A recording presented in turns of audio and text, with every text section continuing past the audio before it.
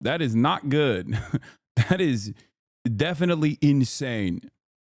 Imagine having your parents put a crosshair on your back like that in a room full of people who are just out of their minds.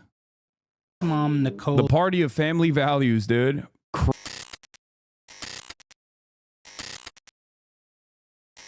Oh, HasanAbi head in the news. His dad is in prison for January 6 crimes. He doesn't want Trump to pardon him.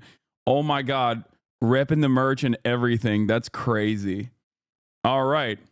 Let's take a look. If Trump pardons your dad, what's your biggest fear? You know, just getting shot in the street. I don't know. By your father? By my father, by someone he knows. There's a bunch of people that I don't know, and I don't know their intent. So, you want to help me lift this? Sure. This is Jackson Reffitt. Do you want me to take this end here, or how do we do this? Yes, please. He's moving out of his home here in Texas. He says, bought a gun because I got so paranoid, and moving out because I'm scared. Do you know how to fire a gun?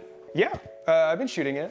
Do you have it on you right now? Yeah, I have to wear it around the house kind of often just to get used to how it feels. Okay. But I'm part of the, Jackson's dad is Guy Reffitt, who was a member of the Texas 3%er militia. And I just kept going, go forward!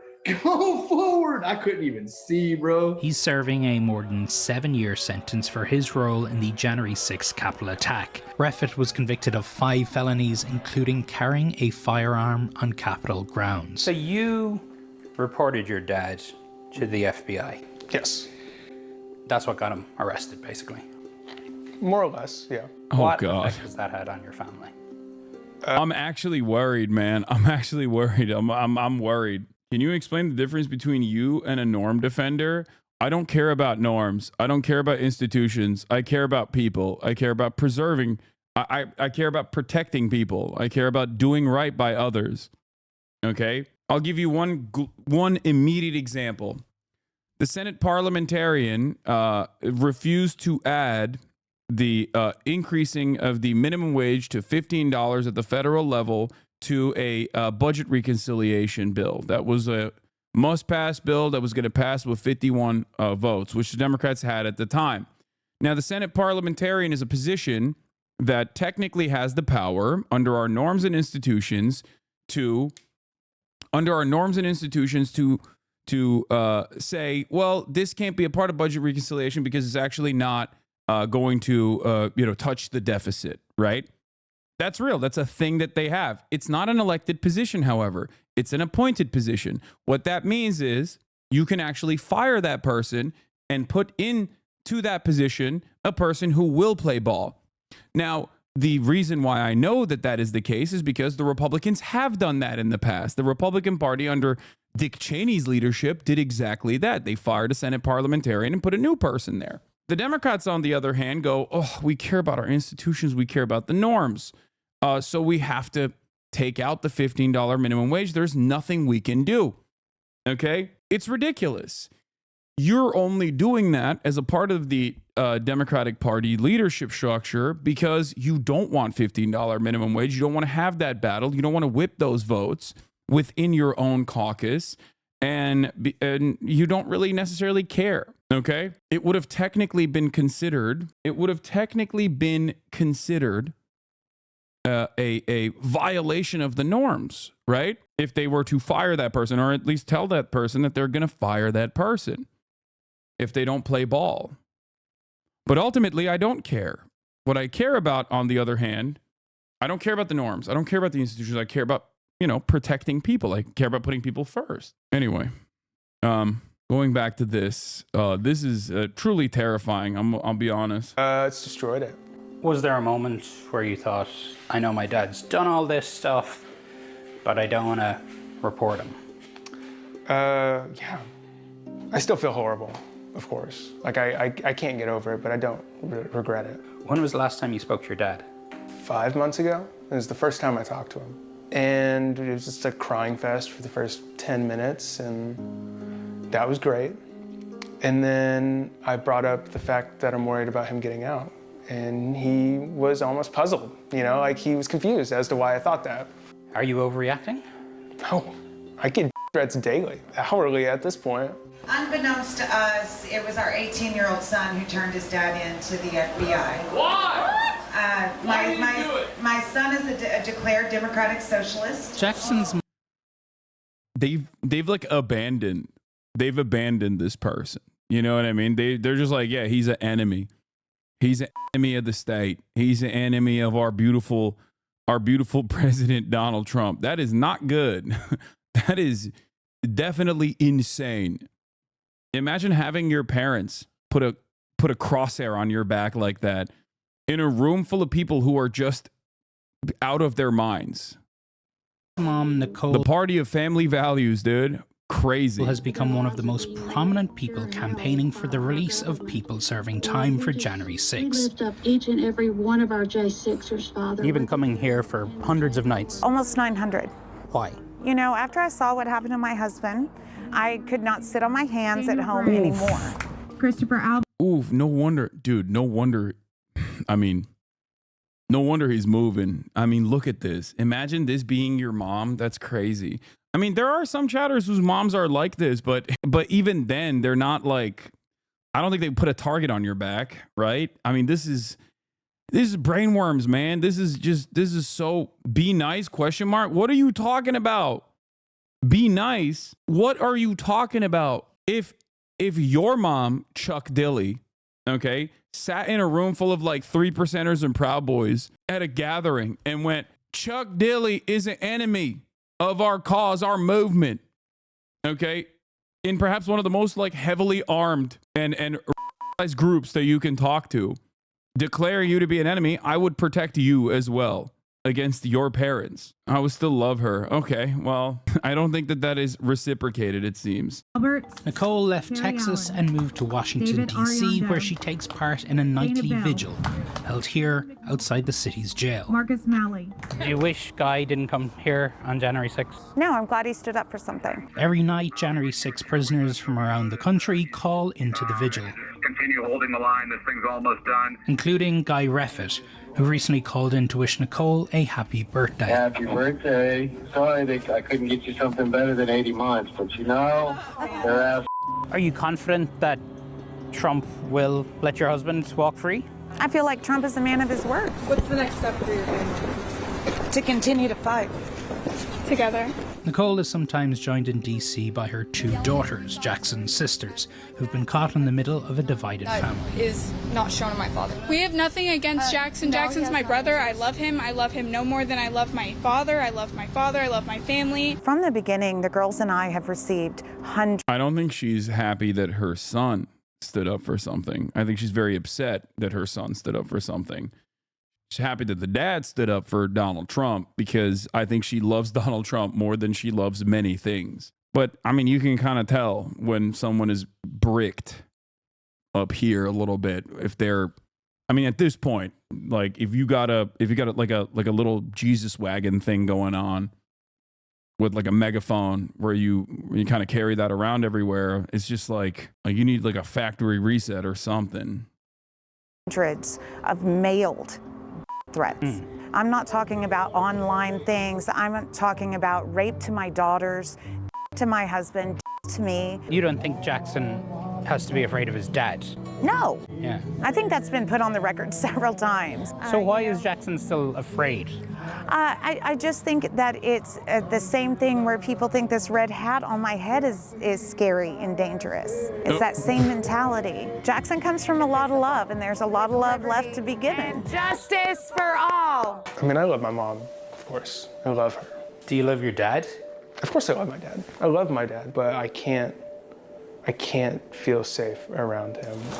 I hate having to put myself in the situation to feel some sort of comfort after the election and what's gonna happen when my dad gets pardoned, when all these hundreds of people get pardoned, and all these thousands of people get validated for their actions. And I'm one of those people that they call a traitor. And my dad once said traitors get shot. So that's been ringing in my head for years and years and years. In a message from prison, Guy Reffitt said that Jackson has never had anything to worry about from me, and he will never have anything to worry about from me ever. If your dad's watching this, what's your message? I don't think, dude, I don't think you're, I mean, look, I can't know your personal experience, Chatter. I don't know if you're in here or not, but I don't think you have to worry about your dad. I think it's more so, other people that are in that community that you might have to worry about. To him. That I love him and that I hope he gets better. And I hope I get better too. I hope I grow out of this paranoia right now. And that I really thought what I did was right. I thought I did what I did to protect him and my family and the people around him and the people he could have hurt. Let's talk about January 6th. I am interested in your kind of reflections on where we've come to. We've been playing images from that day in 2021 and talking about it through the morning. Obviously now Donald Trump's election set to be certified. He'll then. I think that we are going to see more of this like militia stuff. We're going to see more militia mobilizations happening under the Trump administration, especially considering that a lot of the militia movements historically, whether it be the Klan, have always operated in this weird space where they both have members within the Klan that are prominent members within the legal structure, whether it be judges or cops, right? But I think now we are, especially under the first Trump administration, that grew a lot in size and prominence.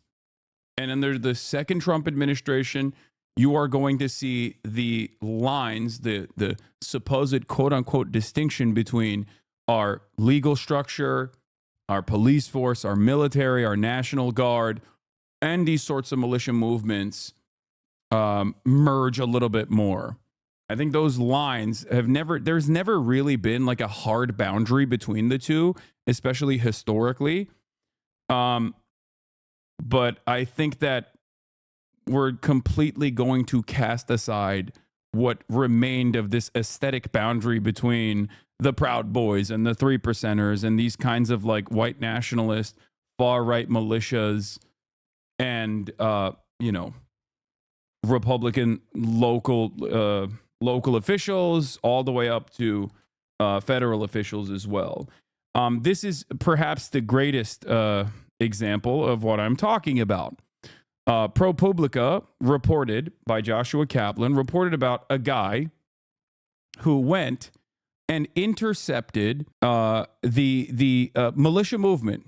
Okay, John Williams. He went in and joined the ranks of the Oath Keepers. Okay, and it's really interesting because he didn't do this in unison with the federal agents. He didn't do this in collaboration with police officers. He didn't even do this. He did this seemingly on his own. He was like, I want to investigate what is going on here. And then after the fact, he turned around and gave all of this information to ProPublica reporters. For years, he carefully monitored the activity and found out something that we kind of knew already, which we had talked about before, especially with respect to the Proud Boys in Portland, for example, that these guys are directly in contact and sometimes directly working with members of law enforcement. Shocking. I'll give you some of the highlights. A freelance vigilante, a wilderness survival trainer, spent years undercover climbing the ranks of right-wing militias. He didn't tell the police or the FBI. He didn't tell his family or friends. He penetrated a new generation of militia leaders, which included doctors and government attorneys. Experts say that militias could have a renaissance under Donald Trump. He sent ProPublica a massive trove of documents and conversations he secretly recorded give a unique, startling window into the militia movement. 23, Williams retrieved the bag from his closet and rushed to his car. He had no time to clean the dishes that he accumulated in his apartment. He did not know if armed men were out looking for him. He did not know if he would ever feel safe to return. He parked his car for the night in the foothills overlooking Salt Lake City and curled up his 6'4" frame in the back seat of a 20-year-old Honda. This was his new home. He turned on a recording app to add an entry to his diary. His voice started high-pitched rasp of a lifelong smoker. Where to start, he sighed, taking a deep breath. After more than 2 years undercover, he'd been growing rash and impulsive. He had feared someone was in danger and tried to warn him, but it backfired. Williams was sure that at least one person knew he was a double agent now, he said into his phone. It's only a matter of time before it gets back to the rest. In the daylight, Williams dropped an envelope with no return address in a U.S. Postal Service mailbox. He'd loaded it with a flash drive and a gold Oath Keepers medallion. It was addressed to me. The documents laid out a remarkable odyssey. Posing as an ideological compatriot, Williams had penetrated the top ranks of two of the most prominent right-wing militias in the country. He'd slept in the home of a man who claims to be the new head of the Oath Keepers, rifling through his files in the middle of the night. He'd devised elaborate ruses to gather evidence of malicious ties to high-ranking law enforcement officials. He'd uncovered secret operations like the surveillance of a young journalist, then improvised ways to sabotage the militants' schemes. In one group, his ploys were so successful that he became the militia's top commander in the state of Utah. Now, he was a fugitive. He drove south towards a desert 4 hours from the city where he could disappear. That's right. Now, what's really interesting about this story is, once again, this was not a federal law enforcement operation. It wasn't an infiltration by a Fed. It was just a dude who just went undercover because he personally was like, what's going on with these militias? What's happening here? He saw January 6, 2021. He saw the militia movements and their and how prominently they were a part of January 6, 2021. And he was like, I'm going to go and join these militias. I'm going to go and detail what they're doing. Hey, come on now, be fair. There are tons of cops that are currently infiltrating these militias. Yeah, the problem is the cops that are all over these militias are actually just, ideological sympathizers. I'm sure that there are some federal law enforcement officers involved in these militia movements, not because of their ideological allegiance to the militia movements, but, overall, yeah, I know you're joking, chatter. I know. I'm not missing the joke, chat. Calm down. Many of those that carry the badge are also fellow travelers. So, the Capitol riot had been nagging at me too. I'd reported extensively on January 6th. I sat with families who blamed the militias for snatching their loved ones away from them, pulling them into a life of secret meetings and violent plots, or into a jail cell. By the time Williams contacted me through most of the, though, the most infamous groups appeared to have largely gone dark. Were militias more enduring, more potent than it seemed? Some of what he told me seemed significant. Still, before the package arrived, it could feel like I was corresponding with a shadow. I knew Williams treated deception as an art form. When you spin a lie, he once told me, you have to have things they can verify so they won't think to ask questions. While stories generally seem precise and sober, always reassuring for a journalist, I needed to proceed with extreme skepticism. The files that were sent over to ProPublica give a unique window at the once expansive and intimate into one of the most consequential and volatile social movements of our time. Williams penetrated a new generation of paramilitary leaders, which included doctors, career cops, and government attorneys. Sometimes they were frightening, sometimes bumbling, always heavily armed. It was a world where a man would propose assassinating politicians only to spark a debate about logistics. Federal prosecutors have convicted more than 1,000 people for their role in January 6th. Key militia captains were sent to prison for a decade or more, but that did not quash the allure that militias hold for a broad swath of Americans. Why would it? After all, Donald Trump initially criticized them, but then turned around and said that they were political prisoners for doing the right thing. Obviously, if the most impactful figure who just won his reelection says that these guys are political prisoners, of course they're going to get away with it. Here, I'll give you one example, okay? We joke about January 6th is funny. A cop died of a stroke the day after, okay? And the suspicion is that the wounds that he got during January 6th from a guy who was beating his ass is responsible for the stroke. That guy's in prison for 6 years, okay? And Donald Trump is most likely going to pardon him. Now, there is no world in which, even if a person punches a cop repeatedly or hits a cop with a blunt object repeatedly, okay, and they die to a stroke the day after, okay? They die to a stroke the day after. There is no world in which they only get 6 years. Even if you used a blunt object to beat a cop, okay, and nothing happened to the cop, there is still no world in which you only get 6 years, okay? That's like assault of a peace officer with a deadly weapon. Are you kidding me? There's just no world there. That is not a real circumstance. The only way this happens is if you're doing this while you are participating in an insurrection for the president, okay? For the current president who just won his reelection.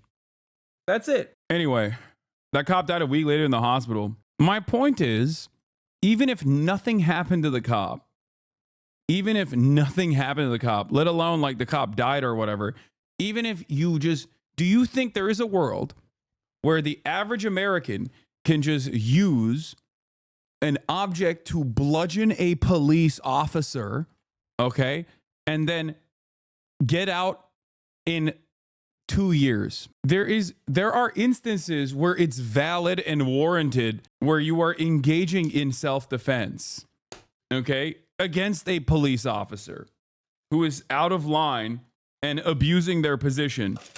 Those people do not get this level of leniency from, those people never experience this level of leniency. I'm simply stating that it is crazy. It is crazy that this level of leniency only exists for Republicans, right-wingers that participated in an insurrection. Mishma, thank you for the 25 gifted subs. W. Gifter. Now, President-elect Donald Trump has promised to pardon January 6 rioters when he returns to the White House. Experts warn that such a move could trigger a renaissance from militant extremists, sending them an unprecedented message of protection and support and making it all more urgent to understand them. Unless otherwise noted, none of the militia members mentioned in the story responded to requests for comment. Williams is part of a larger Cold War, radical versus radical, that stayed mostly in the shadows. A left-wing activist told me he personally knows about 30 people who've gone undercover in militias or white supremacist groups. They did not coordinate with law enforcement, instead taking the surveillance of one of the most intractable features of American politics into their own hands. I think part of the reason why people do this also is because they just don't trust the federal law enforcement officers. Like this person very clearly does not trust the feds, okay? Which is understandable, because he's like, I went into the militia movement and I found out that there are, you know, like federal attorneys that are a part of it, people who collaborate with the feds, people who are a part of the criminal justice system, prominent members who are also a part of the militia movement. Skeptical of authorities, militias have sought to reshape the country through armed action. Williams sought to do it through betrayal and lies, which sat with him uneasily. I could have been successful at this if I wasn't one of them in some respects. He once told me, I couldn't have done it so long unless they recognized something in me. If there's one moment that set Williams on his path into the militia underground, it came roughly a decade before January 6th, when he was sent to a medium security prison. He was early in his 20s, drawn to danger and filled with an inner turbulence. I guess he has the background. My mom was one of the founders of the Utah Citizens Armed Militia, which was organized to keep the peace at BLM protests. These militias are strange because they back the police, but they also don't think that the police are bad enough at their jobs that they have to step in. Yeah. They also will, obviously, like with January 6th, you know, fight back against the police as well. And we'll be shocked every step of the way that the police are not collaborating with them, partially because, like, in their hometowns, the police are definitely collaborating with them. And additionally shocked when, federal law enforcement or the criminal justice system ends up turning on them for doing direct, clear-cut violations of the law. But anyway, before we continue with this, let's take a look at what Funny Hat Man has to say about the January 6 committee members. And stand on the Capitol steps and be inaugurated on January 20th. When you think about that arc of history, what goes through your mind, and how do you think we ended up here? Well, I'll tell you what goes through my mind is 2000, the 2000 election with George W. Bush and Al Gore, when an election was decided by less than 1,000 votes, 450 something votes, and we had a peaceful transfer of power then. When I mean, imagine if an election today were really down to that number of votes, and so people like Al Gore and others, upheld the Constitution. And we saw, so I'm really struck by the notion that Kamala Harris will be, serving in that position that Mike Pence did, and upheld the Constitution. And so, it's a marked reminder of how important this peaceful transfer of power is.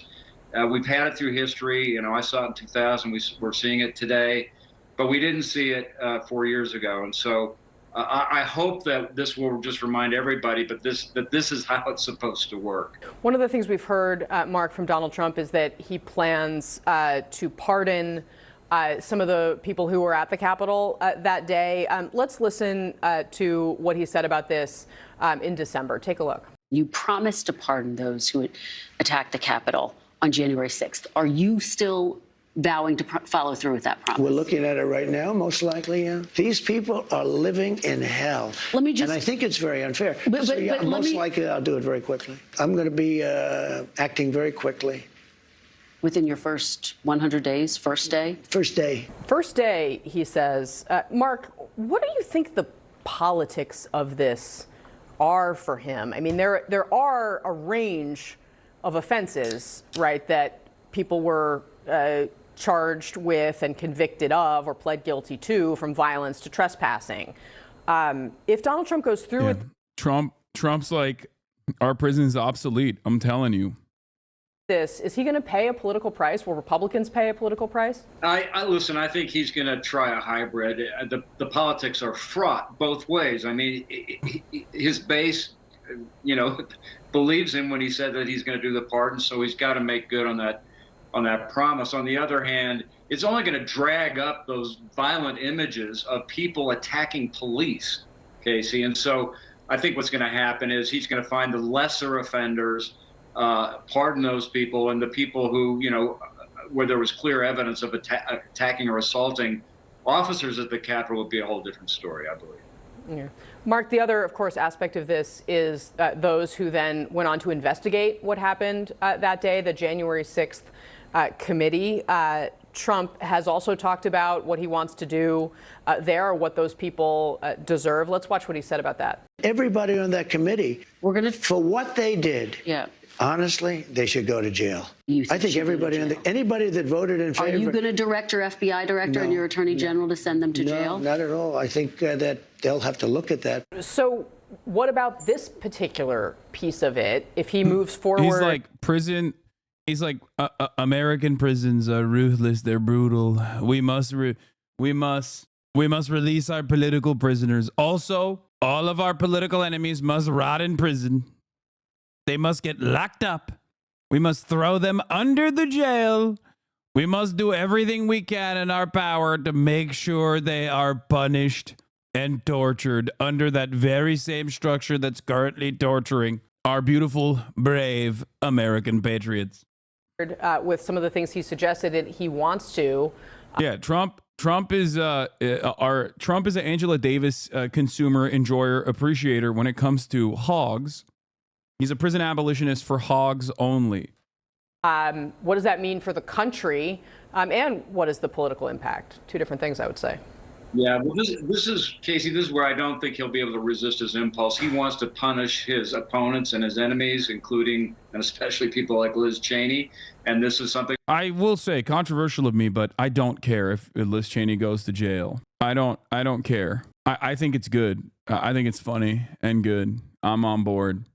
Where the Constitution is very clear, but this is also something where people like Kash Patel are being appointed because Donald Trump thinks that's what they're going to do. Remember, he said, "I am your retribution, so stand by." So that's what I expect to see happen on that front. I was up here, one of those officers up there. I was armed with a rifle that day, so I didn't want to go down in the crowd and potentially have it used or taken. If these are the people that are going to be getting pardons, can you look at this and just say they deserve one? I don't see how. But President-elect Donald Trump has indicated that he might do just that. First day. Yeah, I'm looking first day. Issue these pardons. These people have been there, how long is it, 3 or 4 years? Okay. Pardons are one of the president's greatest powers, but also biggest. But dude, in what world does Liz Cheney go to jail and the federal government doesn't also send you to jail? Wait, what? What do you mean?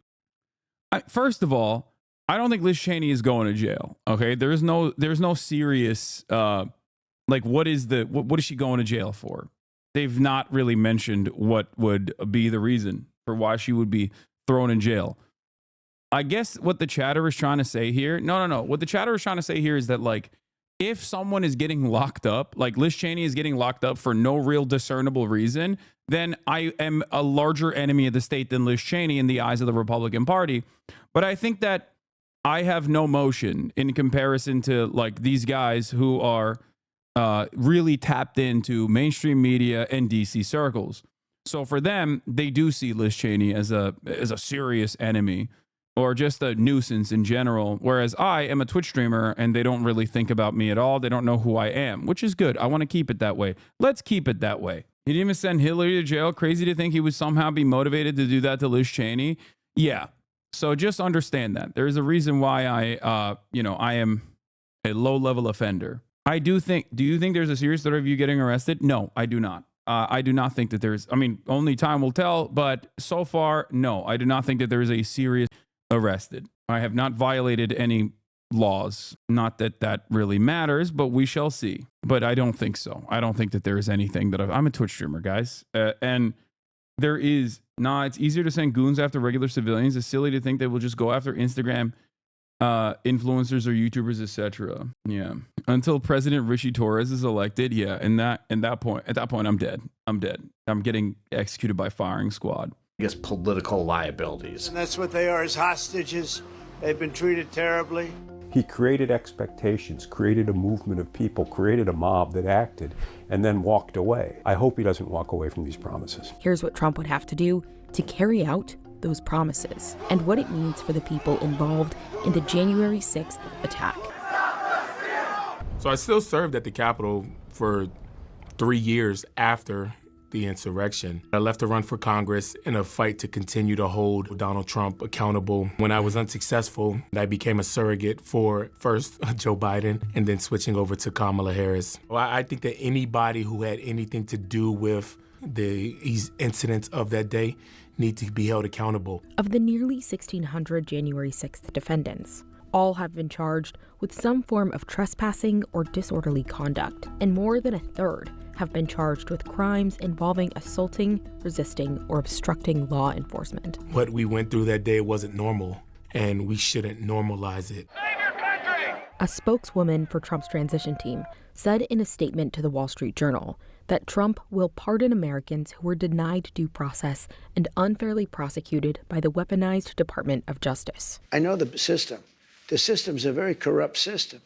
She also said in a separate statement that pardons will happen on It's always funny when these guys will talk about how like the criminal justice system is evil and corrupt and totally messed up.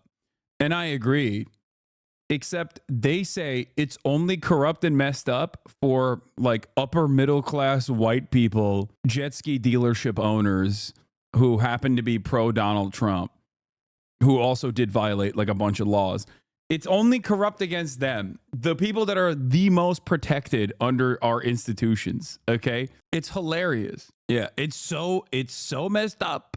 They're coming after our big beautiful auto dealership owners and their fail sons for the crime of being MAGA. It's the actual corruption within these institutions, or the actual evil within these institutions, is very good, very, very good. The norm. Should happen more frequently. Perhaps not even going hard enough on marginalized people. Then how do you explain the deep state indicting the greatest president of the United States? Exactly. That's right. If anyone's getting jailed for being an enemy of the state, it's Trump. Even now they're trying to throw him under the jail. Who? What do you mean? They're dropping everything at this point. At most he's gonna get a slap on the wrist for like mismanagement and doing the hush money scheme where he lied to the New York authorities about where the money was actually going to, and that's it. The person that obviously actually spent time in prison for that was his lawyer, Michael Cohen. Everything in this system is designed in a way where, like, yeah, your soldiers will go to jail. You will never go to jail. On a case-by-case basis, but didn't give any details on who might receive them or when.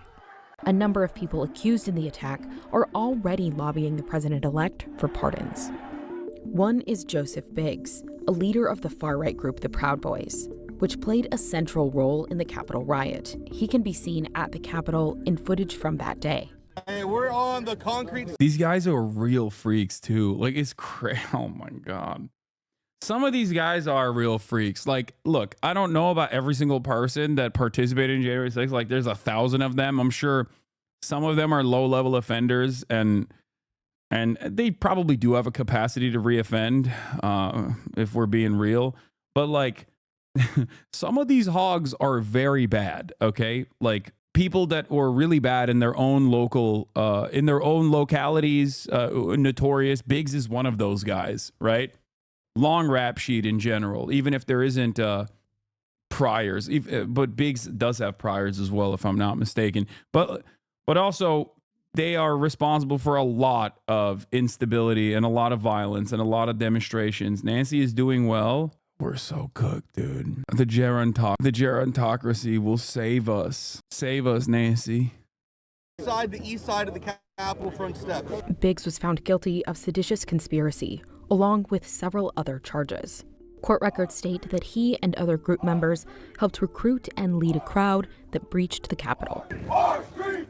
Biggs is currently serving a 17-year sentence. Biggs, what you gotta say? Look at that shirt. He says, "Register communists, not firearms." Being this angry at communists has to be a mental illness in America. You know what I mean? Like, what valid communist movement even exists in the United States of America? Okay, like you're angry at shadows. Okay, where are the communists? Where are they in 2024, in 2023, in 2022, in 2021? Where are they? In his mind, he thinks Nancy Pelosi is a communist, obviously. So it's like they're ACP. Come on, guys, be serious. Dear Mr. President, his lawyer, Norm Pattis, sent Trump a letter a week after the election. you are now in a position to close a painful chapter in American history. On behalf of Joe Biggs, this is the exact type of attorney that I would expect to take on an important political a case such as this one can only be taken on by a lawyer that looks exactly like this. I am urging you to do so by granting Mr. Biggs' request for a complete pardon for his actions that day. I've heard all sorts of hand-wringing about January 6th. Prosecutors, judges referring to it as an attack on the citadel of democracy. But January 6th wasn't an incendiary event. It was one afternoon's riot. There were some injuries. There was a little bit of property damage. There was the national pride. Our national pride was wounded, and the peaceful transition of power was imperiled for an hour or two. And for this, we're going to fill the prisons. The prosecutions have necessarily focused on the actions of the individuals charged, not the collective harm done by the thousands of people who were simultaneously committing crimes that day. The idea behind a pardon is that the criminal justice system sometimes gets it wrong and can be quite harsh, and there needs to be a fail-safe mechanism to ensure injustices are addressed. Kim Whaley is a law professor who wrote a book on the history of pardon power. She says the modern pardon process usually works like this. There is, within the Department of Justice, an Office of the Pardon Attorney. Someone who is seeking a pardon or commutation fills out. Look, deterrence does have a capacity to work if it is done against people who previously thought that they were infallible and devoid of any sort of scrutiny from the legal structures. And January 6th deterrence from the federal law enforcement agencies absolutely worked. That is why it eviscerated the mass mobilization that you saw under the Trump administration. And it's not just deterrence from law enforcement. Deterrence from popular mobilization of anti-fascist movements also is significant and also works as well. The greatest example I can give you under the Trump administration was Unite the Right Rally 1 versus Unite the Right Rally 2. The first Unite the Right rally in Charlottesville ended up with the death of Heather Heyer. Famously, a neo-Nazi traveled all the way, I believe, from Ohio to Charlottesville and drove into a crowd of anti-fascist counter-protesters against these Nazis, and he went to prison. But the real reason as to why Charlottesville 2 was marginal, was tiny, was minuscule, was because of the dedicated efforts of people taking matters into their own hands in terms of unmasking Nazis, in terms of engaging in mass mobilization against the growing Nazi movement. So that actually is the real reason Rally 2 got very few protesters to go out, like very few Nazis to go out and just be like, yeah, we're still Nazis, we're still here. Okay, so that's real. Those are two real ways in which you can actually push back against, you can actually push back against these sorts of movements. What the F is this bozo? Would he also agree to letting 90% of criminals free? Stealing only takes a couple of minutes, so stealing deserves no jail time. Murder is only a little damage, so it generally takes no more than a minute, so they shouldn't be held accountable. He knows he's playing devil's advocate. I can't imagine a lawyer be so delusional. I mean, it depends. But anyway, my point is this. Okay? He's responding to the chatter is responding to the lawyer who is just like undermining the severity of this insurrection or whatever. But deterrence in this circumstance was very successful.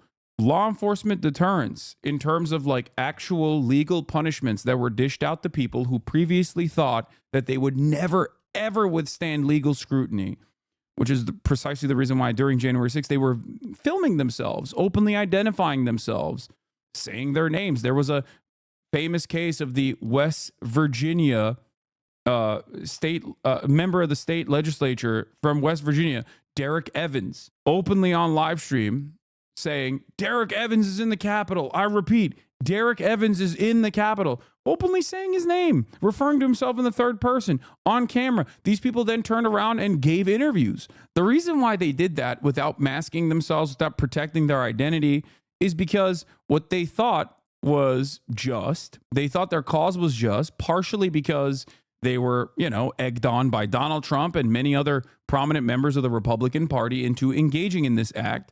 And also, they are not used to getting any sort of real consequences from law enforcement. They're not. They collaborate with law enforcement. Okay? So when the reality doesn't match their expectations, all of a sudden, they have to start really reconsidering their choices when they go, I don't know if I want to join this kind of uprising again because I might go to jail. And a lot of these people have a lot to lose as well. It's not like they're pushed into a corner. These are HVAC business owners. These are people, these are real POCs, okay? Or POPs, people of privilege, people of capital, POMs, people of means. Okay, so in that same vein, I think Donald Trump openly saying he's going to pardon these people and claiming that these people are actually heroes will have the exact opposite effect. It will galvanize people like this to mobilize again. It will embolden them.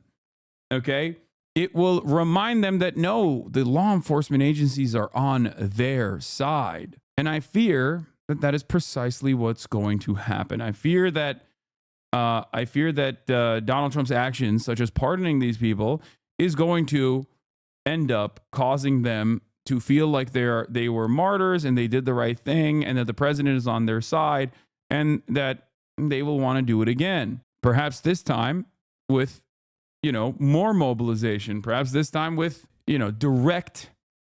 With a more consequential, like something that they will do will be more consequential than even January 6th. Better hardware, better mobilization. So we'll see. We'll see what happens.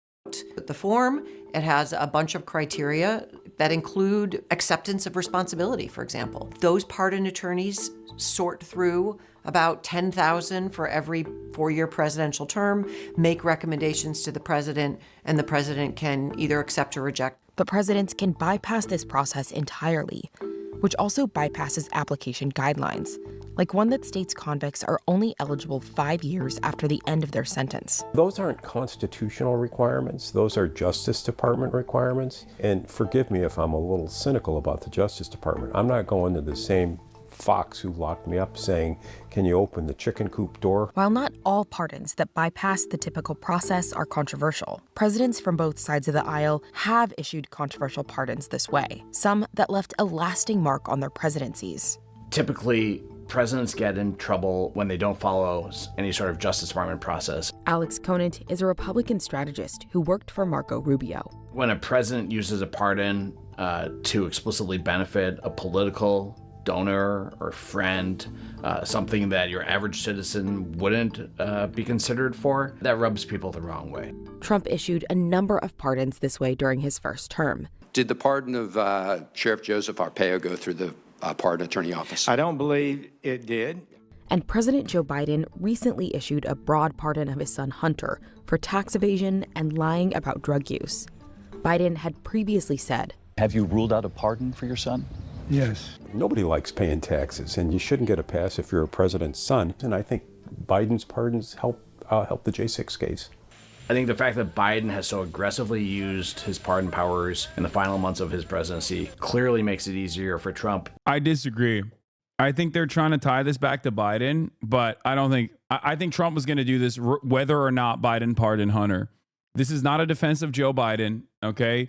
Trump just does not care. And anyone that tries to make it seem like Trump cares about what the Democrats are doing is so silly. If anything, this is a great opportunity for him to say, "Oh, you guys are hypocritical for criticizing me for doing this." Sure. Like, it's just giving him more ammunition, but he was going to do this regardless. Okay?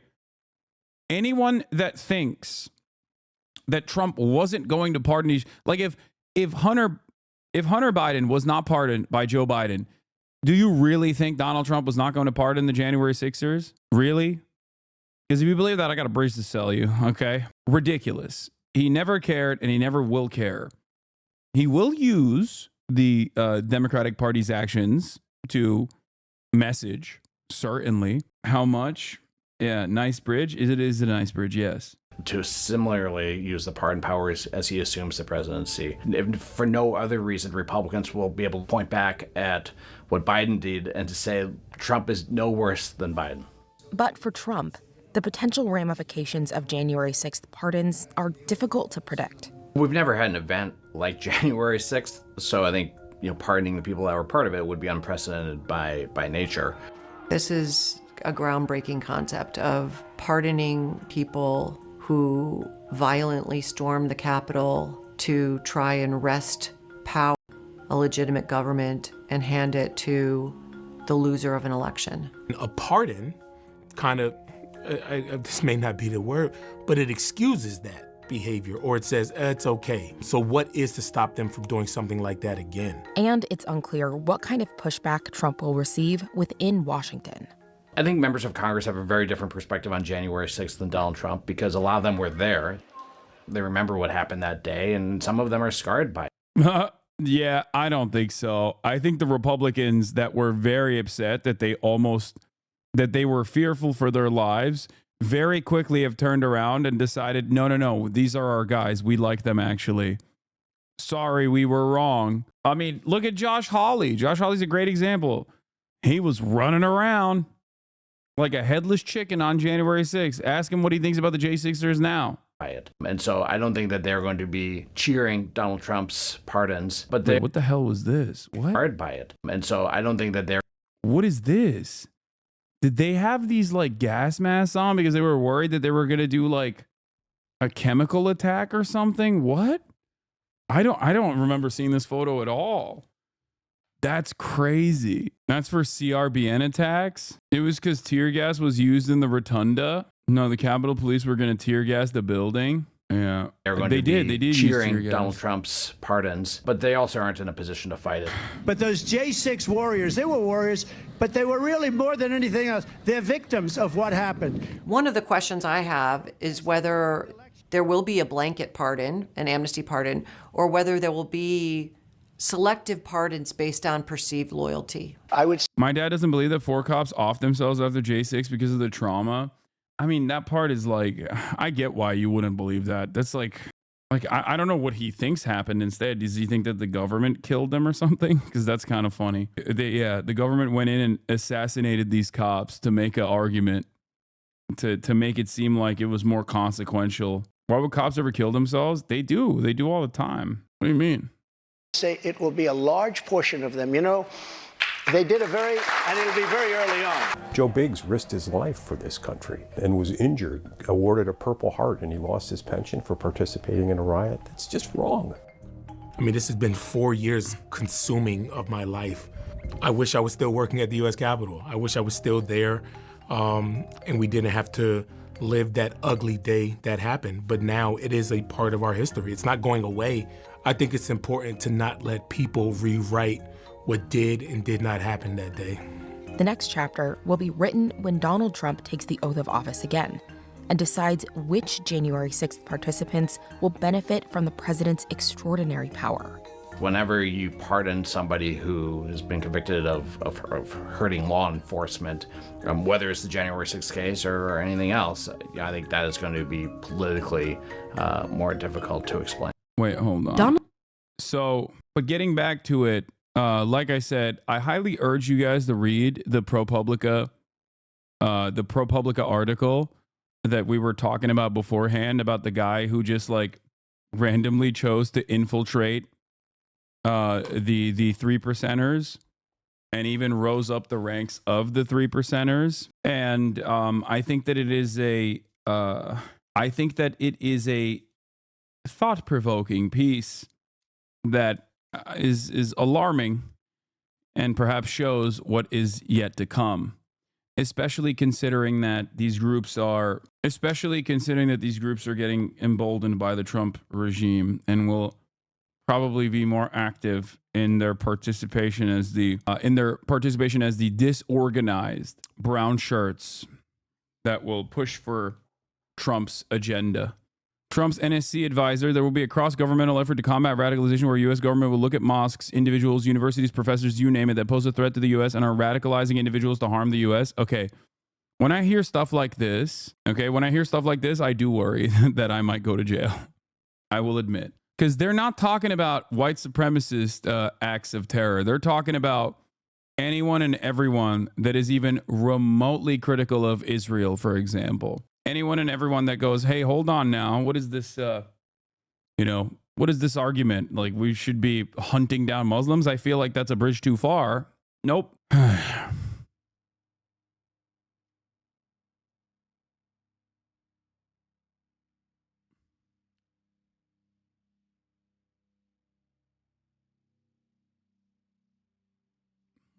So that does spark a little bit of fear in my heart. But